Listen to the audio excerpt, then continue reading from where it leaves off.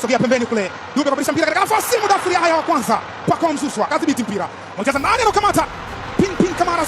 Kumbukumbu za dabi ya Kariakoo bado zipo kwenye vichwa vya mashabiki. Simba na Yanga walikutana kwenye vita ya soka iliyokuwa na presha kubwa, mashambulizi na hisia kali kutoka dakika ya kwanza hadi mwisho.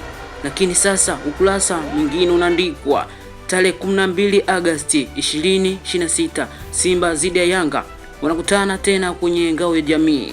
Hii sio mechi ya kawaida, ni mchezo wa heshima, ubabe na kutafuta ushindi mbele ya mpinzani wako mkubwa.